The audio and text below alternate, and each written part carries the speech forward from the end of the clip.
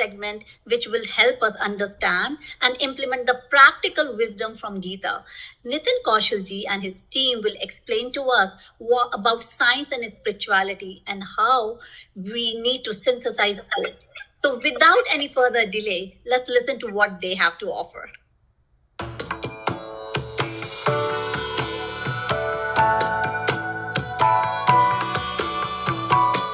Welcome to International GITA Festival 2023. Today we are going to talk about a very interesting topic, science and spirituality. Is science based on hard logic while spirituality is faith-based? Since it is a very youth-centric topic, we have chosen a panelist of youth who will be participating along with us to drive this discussion forward.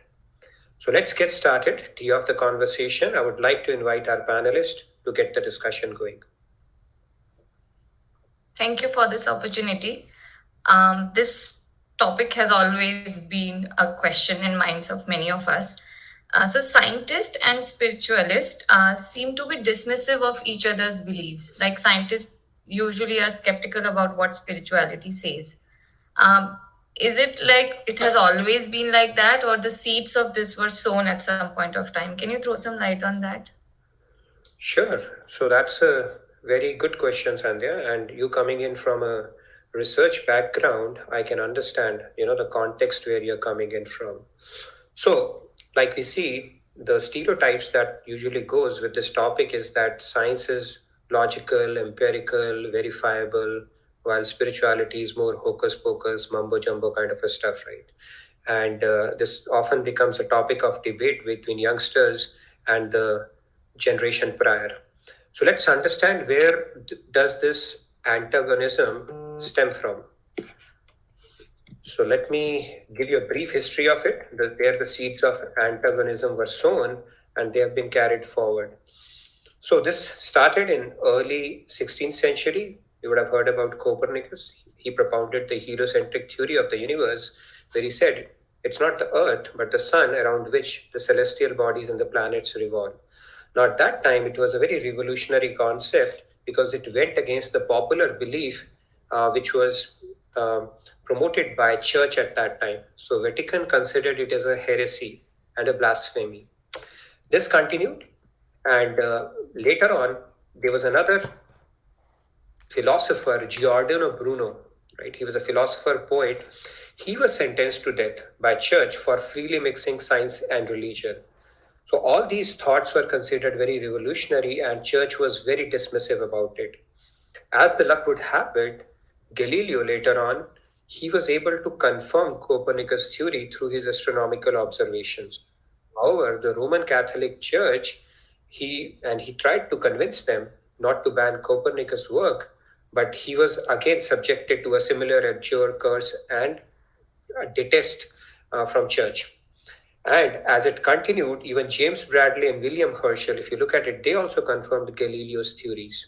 So it was just a matter of time before church would get around to accept those theories, but the seeds were already thrown that if you come up with concepts that go against the concept that church promulgated, then they are not to be accepted. So science was seen more as a something, which is verifiable, as you see, quantifiable procedures. It is presented with logical arguments, as data and facts showed from the different philosophers that came after Copernicus. And religion is, started getting construed as blind faith, hocus pocus, mumbo jumbo stuff. So this is the seed of antagonism that were sown, and unfortunately, that stereotype has stuck with both science and spirituality that we have to live with. So I hope that gives you a very brief history of how this whole divide or the wedge between science and spirituality came about. And if you look at it, this is typically how it is viewed right now. They typically seem to be at the loggerheads, where science continues to consider spirituality as irrational and illogical, and religion considers the agnostic or scientific people as suspicious and very apprehensive of the theories that they promote. Yeah, thank you. This really helps putting things in the right perspective. Okay, thank you, Sandhya. Yes. So, in continuation to the previous question, my question is science seems to be well logically grounded, while spirituality appears to involve a big leap of faith. Could you please throw some light on this? Sure. So this is a question, I think it's a very important question that needs to be tackled because we think that science is based on empirical evidence and spirituality is all about faith. And when we talk about faith, we usually prefix it with blind also, that it is blind faith. So let's try to shed some light on this topic and see it in perspective. So if we have to look at it from a scientific perspective or a scientific temperament, it's a three-step process in science also for us to arrive at a conclusion. So it starts with a hypothesis that we presume something to be true. Then we carry out observation through experiments, of course. And then we derive conclusion around it to see if the hypothesis that we started off with is true or not. Right? Now, here, the conclusion of a scientist is that there is no God. Not for all the scientists, though. I mean, some circles in science, they believe that there is no God. Now, we have already arrived at a conclusion without really going through a hypothesis or maybe carrying out some observation around it, right? So, if we really go a little deeper, how did we arrive at that conclusion? So let's try to understand it. For us to conclusively assert or say something is truth, we should have gone through this process, right? And if the conclusion is already derived that there is no God, that means we need to know everything out there in this universe, right? As you see the universe on the right hand side, it seems pretty vast, right? Even our solar system is pretty vast, which we have very limited knowledge to. And if we extend it to our galaxy, the Milky Way, and pretty much the rest of the universe, we don't even have the technology right now to explore that or know about it. So, for us to conclusively say that there is no God, we have to know pretty much everything else out there in the universe. Because if there is one thing that we don't know, that could be God. Isn't it a premise that needs to be challenged when we conclude there is no God and there is still so much out there which is unknown? So, from a scientific temperament standpoint, there is a fallacy in this argument when we conclude something without having carried out a required observation or an experiment around it, right? So it's a leap of faith as well. So which one do you think is a bigger leap of faith? Relying on something which is work in progress. We continue to explore in science. We keep on building knowledge. Like if you look at science, it's called an ascending knowledge, where the more frontiers of knowledge we break, the more understanding that we get, right? So if you look at science, something which is truth today might not be truth tomorrow, right? Greek concept of atom being indivisible, that is what we started off with. And then Rutherford came, he said there are neutrons and protons, atom is divisible. And then Neil Bohr came, he said both particle and wave, the same particle can behave like a wave or a particle depending upon the observer. And then the uncertainty principle, and now the quest for the God particle is going on. Even if, and what happens next, we don't know right now. And if you look at some of the theories, like including Einstein theory, they are based on certain frameworks provided by the scientists in the past.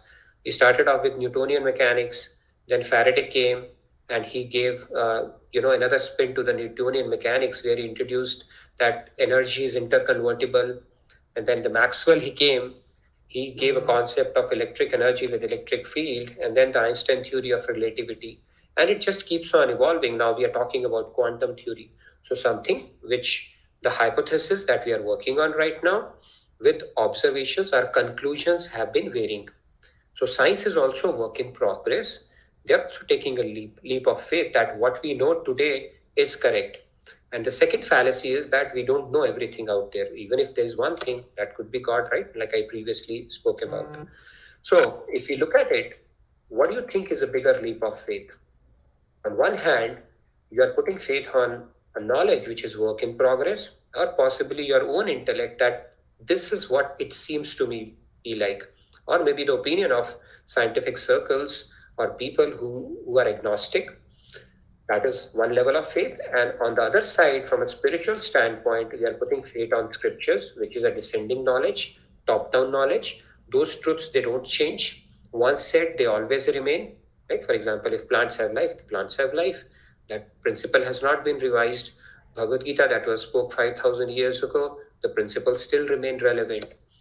And the same things have been reiterated by saints over and over again, by multiple saints.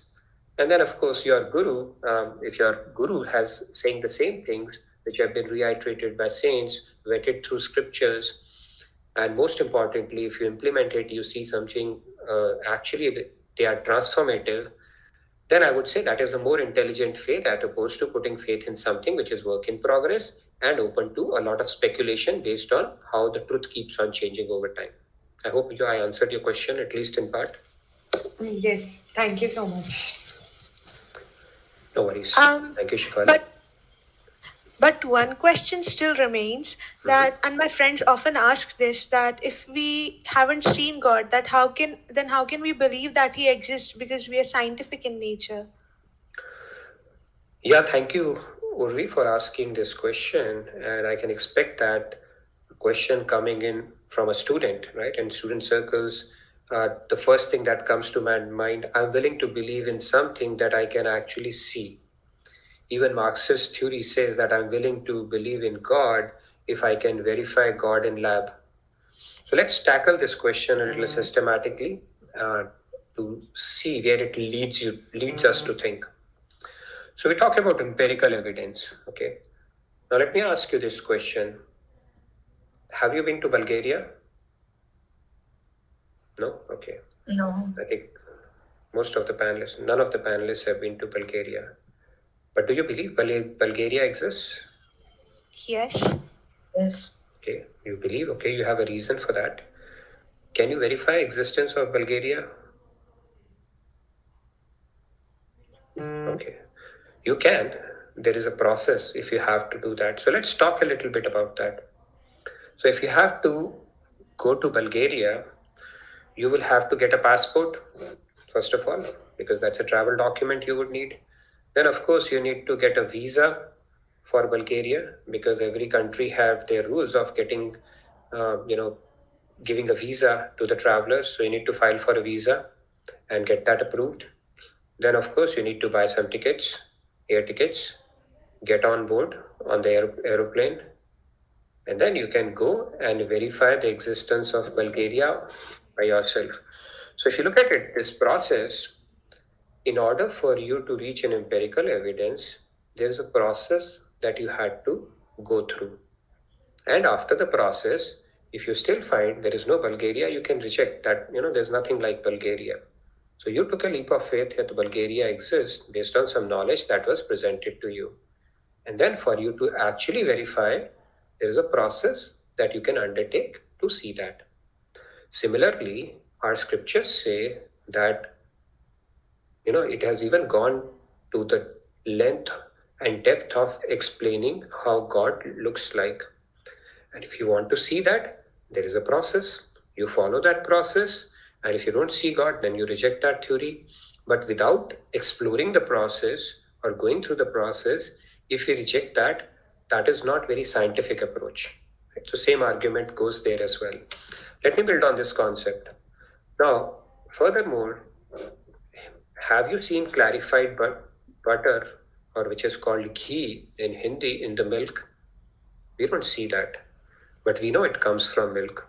So again, extending the argument that I just presented, in order for you to do that, get the visual evidence of ghee, there is a process to follow.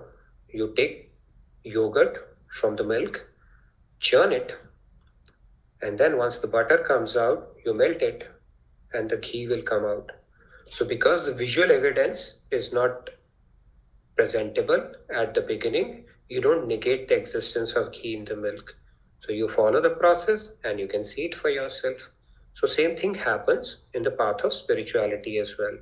It talks about a process, and the very well laid out steps and the milestones to verify what it is presenting. So for us to negate it outrightly without going through the process there's a fallacy in that as well when we present that argument as a principle or as an absolute truth. Now coming back to evidence, I wanted to touch upon this topic a little bit. There are three kinds of evidence our scriptures talk about. One is which is limited by our sensory perception, which is pratyaksh praman, which is what Urvi that you asked. Right? Most of the people say I'm willing to believe in God only if I see it. Now the direct perception is very, very limiting because our senses are limited. We cannot hear ultrasonic sounds, infrasonic sounds, but we know they do exist. There are certain species which can hear that. At the same time, there are radio waves present all around, but we cannot see that because of the limitation of our eyes. And even the principle of refraction can make us see something which is in water as bent, even though it is not. So this is the most rudimentary and the basic kind of praman and the most limiting as well, pratyaksh praman. Better than pratyaksh praman is anuman praman, where you rely on inferences more than direct perception. It is better than the sensory perception because it is a derived knowledge. For example, you are seeing light out there, even though the day might be cloudy. So you can infer that the sun is out there, even though you're not able to see it. Right? Having said that, this is better than pratyaksh, even though it is better than pratyaksh praman, it is still not perfect because you might be seeing smoke and you may think it is fire, but it could be mist. So it has its limitation as well. The third and the most powerful praman, which is how the scriptural knowledge gets disseminated from generation to generation, is called Shruti praman, Shabd praman, or the direct testimonial. So these testimonials are coming from the bona fide source through the oral tradition, which is the bona fide source is the Vedas, Upanishads, Brahma Sutra, Bhagavad Gita. They are the perfect source of knowledge, no limitation whatsoever, and they keep on getting passed from one tradition to another through the realized saints. And they are not subject to the transmission laws because they are coming from saints. So this is the most accurate kind of praman. And even in our material life, we rely on testimonial evidence a lot. When you go to a restaurant, you check out the reviews on Yelp because you think that you can rely on those testimonials of your friends and people around, that if they are saying this restaurant is good, we'll go there. So testimonial evidence is what the scriptures rely on, and that is why it is considered the highest kind of evidence, not subject to the limitations which Anuman Praman and Pratyaksh Praman are subject to. Right? And our scripture knowledge is considered like a cooked rice. If part of it is true, you have tasted it, it is cooked like rice, you can safely assume rest of it is cooked as well, rather than checking each grain at a time. Right? That will be very nice. And this knowledge, because it is a descending knowledge, unlike scientific knowledge, which is ascending knowledge, which keeps on changing with changing time as we continue to build on our knowledge base. This is top-down knowledge, right? These principles are time-tested, and it is a perfect knowledge that we can tap into directly without having to go through the process of ground-up process like science does. Einstein realized it so beautifully, right? He said, the more I learn, the more I realize how much I don't know. And on the scripture side, it is called Isha Vasyam Idam Sarvam. This world is a veritable form of God, and those truths, they remain. They are eternal, and they remain, and they go through the test of time without any alteration at all. I hope I answered your question. Yes, thank you. All right, Urvi. So this is such a profound knowledge, and which makes me wonder if there are any references in Western circle also, or is it just limited to Sanatan Dharma? Again, a very important question.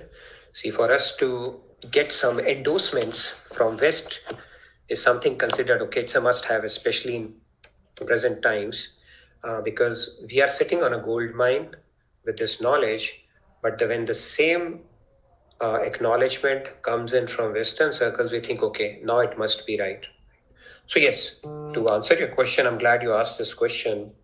In fact, some of the greatest scientists of the modern era as well as some of the greatest philosophers who have gotten access to this knowledge. Let's talk about it. What do they have to say about that, right? Let's start with the scientists. So Swiss microbiologist and geneticist, Professor Werner Herbert, he said that even the most primitive of cells requires the combination of several macromolecules. How all these came together remains a mystery to me. The existence of a creator or God seems a logical explanation for this. Okay, I've picked up some scientists who have really peaked in their particular field and taken their viewpoints on this topic. Sir Isaac Newton, let's see what he has to say. He said this most beautiful system of the sun, planets, and comets could only proceed from the counsel of dominion of an intelligent and powerful being. So if you look, they are actually inferring to something which is much more superior and intelligent than humans, right? So they are acknowledging divinity if you look at it in a way. Einstein said that, if you try and penetrate with your limited means the secrets of nature, you will find that behind all these discernible concatenations, there remains something subtle, intangible, and inexplicable. Veneration for this force behind anything that we can comprehend is my religion. To that extent, I am in fact religious. Furthermore, you can see the Austrian scientist Erwin Schrödinger, we have heard about him in our science. He's also talking about, the laws of nature, because when he was researching, he said that cells of my body, they work in accordance with those.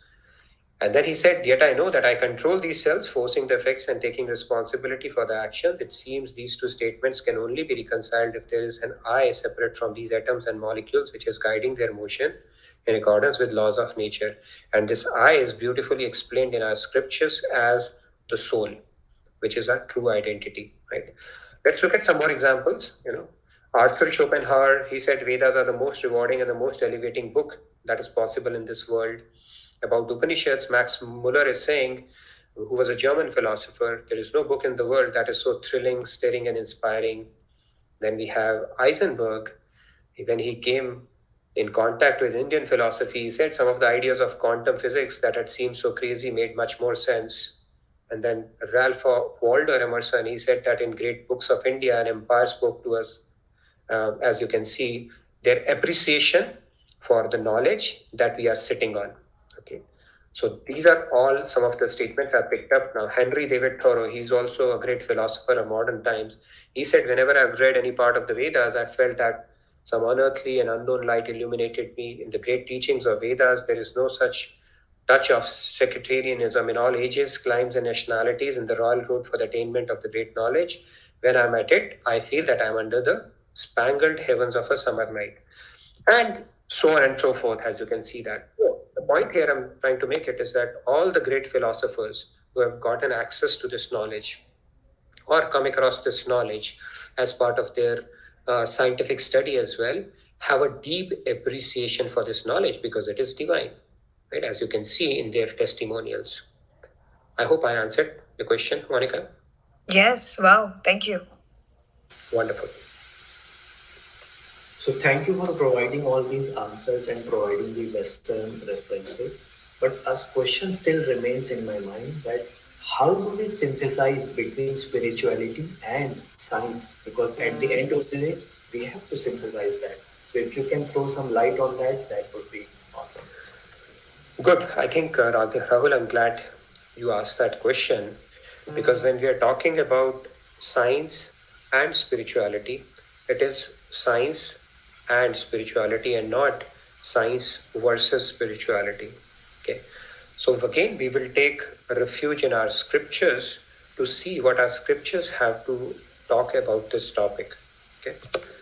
So I'm going to pull up a slide. So Vedic perspective, let's take Vedic perspective.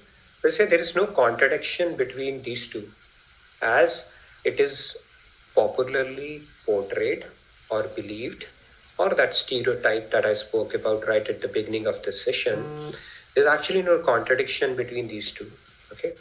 Our Mundakopanishad says that Dve Vidye, right? Veditavye parachayava paracha. So it says that there are two branches of science. Okay, so this is also considered a branch of science. What are these two? One is a material science and the other one is a spiritual science. The difference between two is, although both are bona fide, one is called Vidya The other is called Paravidya.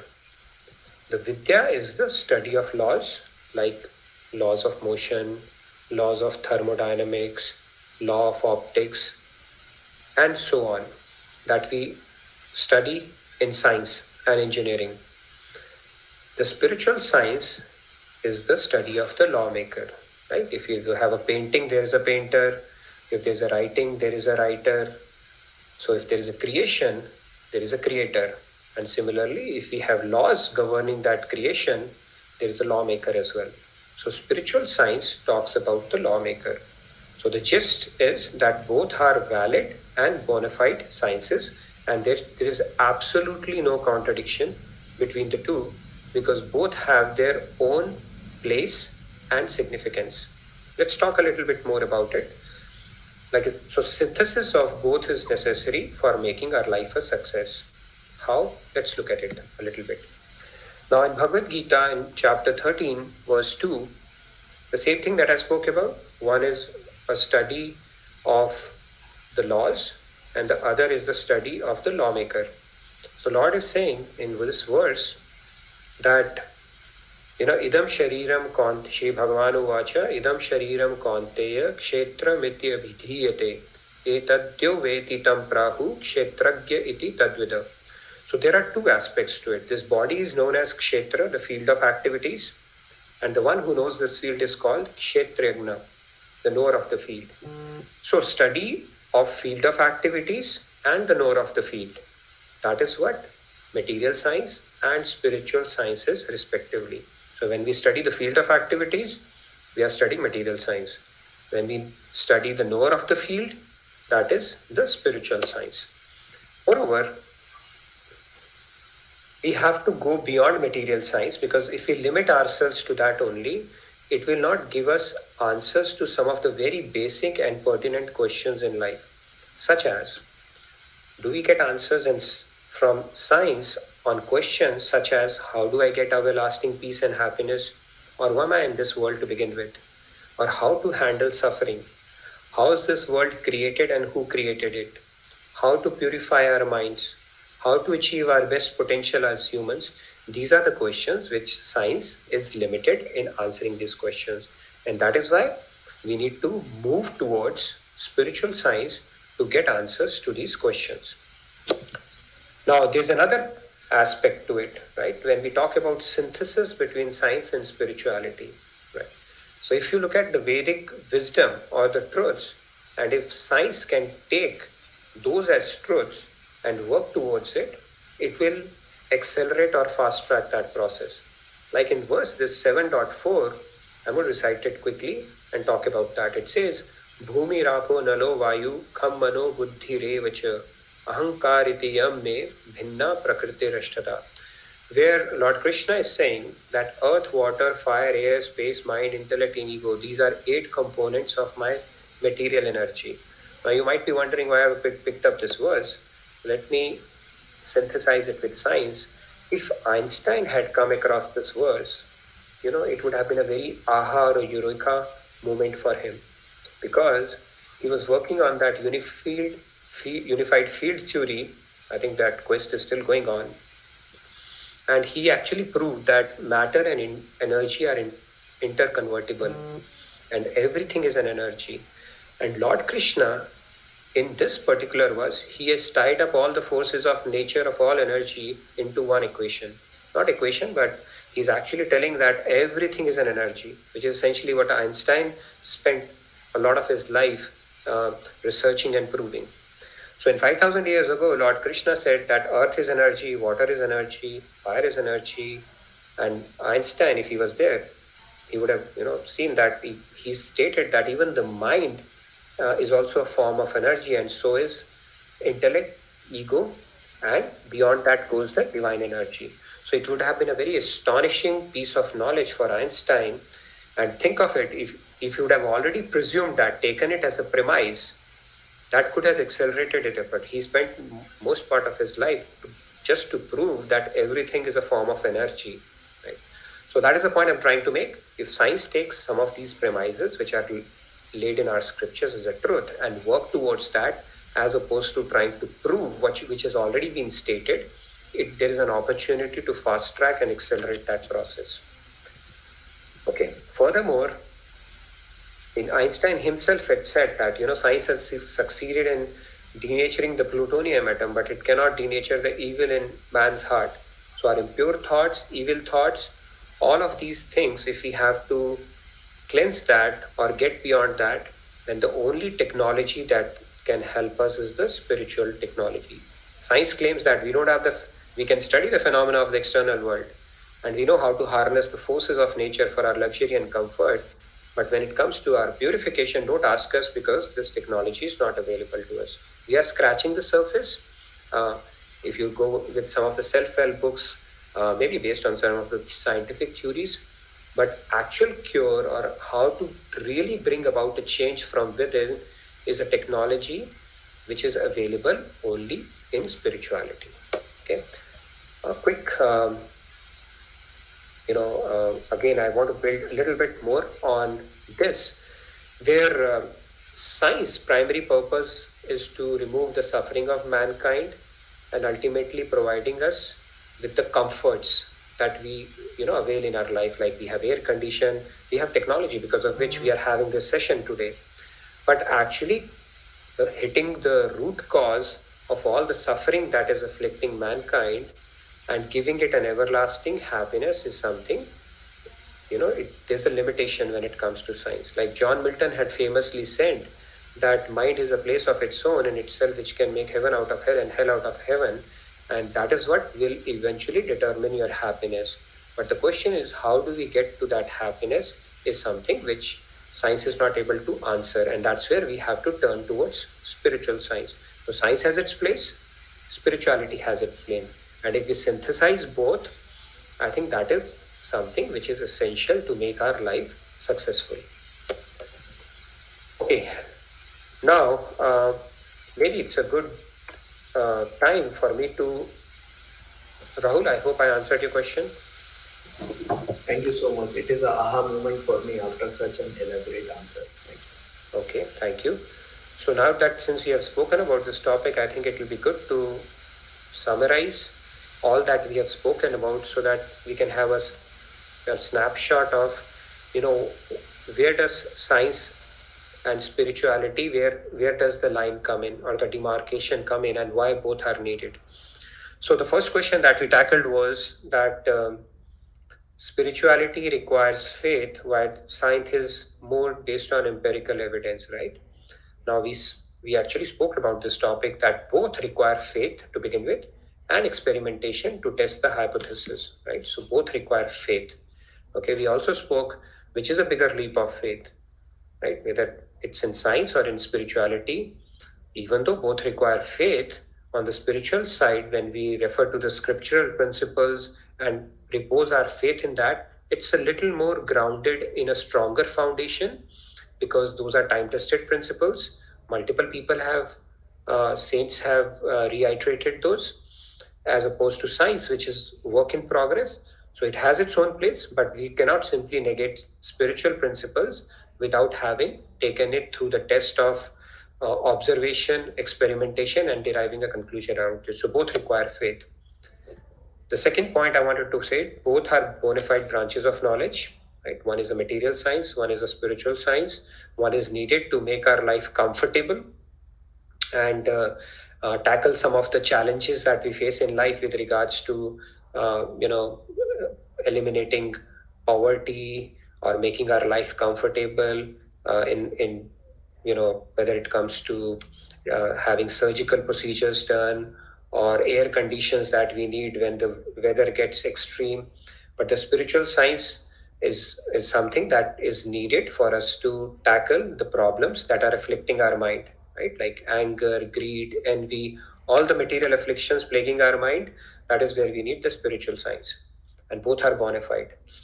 Then is not limited at making our lives comfortable. So yes, science focuses on that. Spirituality goes much deeper, right?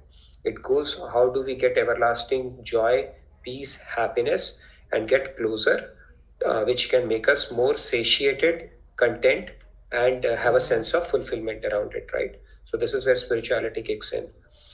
provides a manual for human life. Of course, science does not provide us. It provides us a manual limited to scientific theories alone.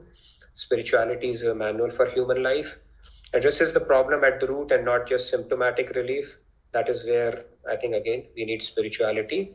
With science, it is limited at addressing the problem at a symptomatic level, right? So if you go through maybe some self-help book, or for that matter, even if you're popping in a pill, right? When we have a headache, we pop in a pill, or when we have a fever, we pop in a pill. So it will have a symptomatic cure. It will bring down the temperature or remove your headache. But spirituality goes much deeper. It says you remove the cause for it as well, right? Right. Every disease, like spirituality says, it stems from our mind. So it gives us tools and technique how to tend, nurture, and manage our mind so that you can address the problem at the root itself and not just the symptomatic cure. And last but not the least, enables humans to reach their highest potential. Okay, science, we can make us good scholars, maybe Nobel laureates, but when it comes to achieving the best potential that we are capable of as a soul, that is what spirituality tells us. Okay, not only becoming the best version of ourselves, but how to accelerate or fast track our progress towards that. Those tools are provided to us by spirituality alone. So I hope it provides a snapshot or a summary of the discussion that we did today. Any further questions on this topic anybody has? I actually have a comment if I can quickly make. This really helps me solve my identity crisis in some sense, I would say, because as a person who is in science, if I convey it to others that I also believe in God and spirituality, they will say like this does not make sense. And I think having this synthesis, the way you presented it beautifully, it really helps. So thank you so much. And in fact, in the olden times, our sages were scientific as well. They were the ones who were doing providing us the therapies, Ayurveda. So that was very much scientific, right? So that sort of synthesis has been there earlier, and hope it will increase more in future. So thank you so much. That's the hope, and I think things are picking up where more scientific circles are adopting some of these principles and viewing it in light that it deserves to be seen at, right? So that's the hope. But I would like to congratulate and thank each one of you for bringing in very, very probing questions on behalf of your generation and the broader community, or people who have these questions always in their mind. And we do not get an opportunity to systematically present and address these questions, right? And I'm glad you asked these questions, and it has been a pleasure talking to each one of you. So thank you, everyone. Have a wonderful rest of your International GITA Festival. And thank you, and Radhe Radhe from my side. Thank you. Radhe Radhe. Thank you so much. Thank you so much.